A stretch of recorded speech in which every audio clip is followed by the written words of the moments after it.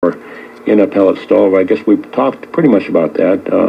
Well, no, let's get into it a little bit more. The fuel, the pellet quality affects the air smokes, sawdust jams, etc. Mm-hmm. Yeah. Some pellets are really dusty. Yeah. And a lot of that is from maybe the manufacturer of them. Mm-hmm. Maybe they made them too dry, not enough binders. They didn't, not enough pressure when they made them. Something. Mm-hmm. Yeah. But a lot of times it's in the handling. They throw it off the conveyor onto the floor. They throw it off the floor onto a pallet. What do you get? You get a lot of dust. The pallet goes onto the truck, and every time they're moved, and banged and beat on, they break down a little bit. Break down, yeah. So what a lot of people do, and I've told people to do, is you don't want to dump really a lot of the fines in there. Right. A lot of the dust. The dust is going to clog things up a little bit, and it can jam the auger. Yeah. Which is weird. How does the dust jam augers? Yeah. It does. Mm-hmm. And the dollar store has those little kitty litter scoops. Yeah. With the little slots in it. Yeah. Those are excellent. They're $1. They scoop them in, shake them out. There's your pellets. Don't put pellets in. Really? See, I don't even do that. I don't either. I just dump. I just dump them in, and I've never had the auger jam on mine. Never have. That's awesome. Yeah. So I don't know what I'm doing right or wrong, but keep doing it. Keep doing it because it's working. So I've never had that problem, but I've heard of others having that problem. Yeah. No, there's some stoves like Harmon that have what's called a fines trap.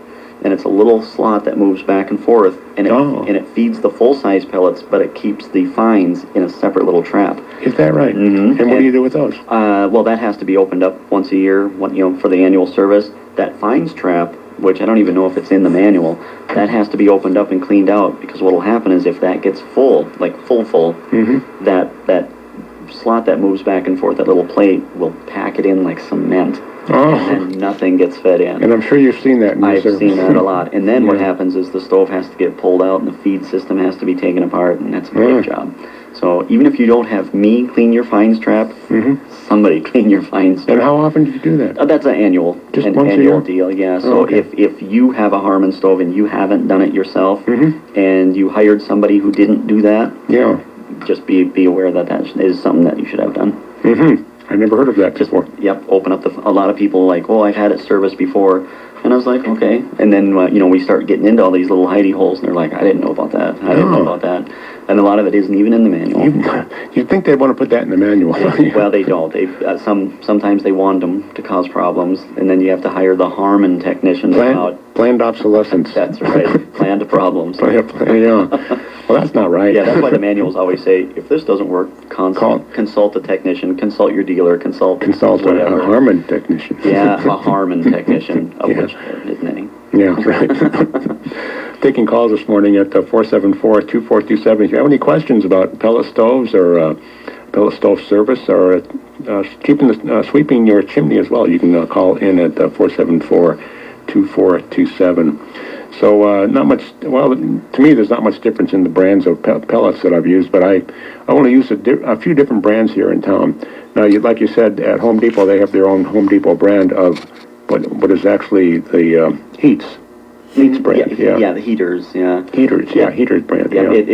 Yeah, and pellets are pretty uniform. Mm-hmm. I mean, you can go to Walmart and buy them, you can go to Ace and buy them, you can go to Home Depot and buy them. They're pretty much the same. Well, I've had 3 or 4 different brands, and they all say the same thing. They all say premium. Premium hardwood pellets. So premium? The word premium doesn't mean that much. No, they're not going to change the bag because they went and grabbed some big rotten stump that they're going to make those pellets out of. Yeah. The bags all say premium hardwood pellets, and there is no such thing, because they make them out of juniper, pine, and bark, and brush, and manzanita, and they make, just whatever gets in that. Well, there was a time when pellet stoves weren't so popular that pellets were made out of waste material from sawmills and stuff. And and that was actually nice because they actually had these sawdust incinerators, those big cones things with the spark arrest on it. And we used to have one here in town. Yeah, and they would burn, hundreds and hundreds of tons of sawdust because there was just nothing else to do with it. And then somebody come up with the bright idea of, hey, make little pellets out of this stuff. And make a stove Paul Harvey pushed pellet stoves for years. Did he? I'd forgotten that, Yeah. Uh-huh. But of course, you can heat your house on pennies a day. Yeah. But back then, pellets were 50 cents a bag. Right. Now they're 8 times that. Yeah, so what is the price of a bag? They did go up, Home Depot-wise, they went up about 10% over last year. Okay, so they were like $3.95? Yeah, they're right around $4. Uh-huh. $4 a bag. So, Okay. figure probably $2.20 per ton. Right. So just over $4 a bag, probably. Like I say, the beauty of that is that you can go down and buy like a couple of bags at a time. You can buy one bag, you can buy 5 pallets. If you're living week to week, because that's how you get paid or whatever, buy 2 or 3 bags. I mean, or 4 bags for the week, and you're okay. You got it. Let's take a call, 474-2427. Good morning, you're on the air. Good morning, good morning. This is Jim and Sheila calling. He just recently did our chimney and stove. Mm-hmm. And I tell you, not one speck of dust is left behind when he does the job. It's so clean, it's unreal. Is that right? It sure is. Somehow that doesn't surprise me, but I'm glad to hear that. He's got a helper that goes up on the roof now. He doesn't have to worry about climbing roofs. Okay. No. Yeah, and I've had a few helpers. I've had a few people work with me, and I've had my kids work with me since they were 10 years old. And the number one rule in any house, from the best to the worst, is not a mess ever. Not a speck, not anything.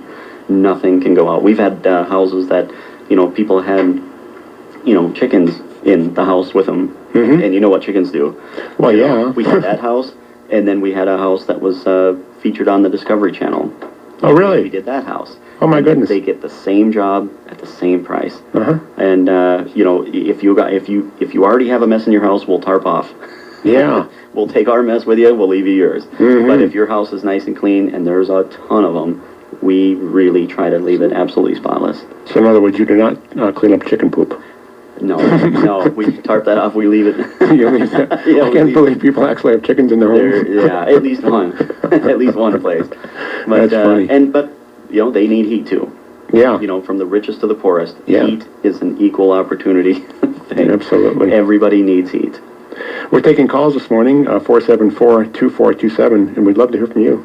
Need new windows, doors, sunscreens, or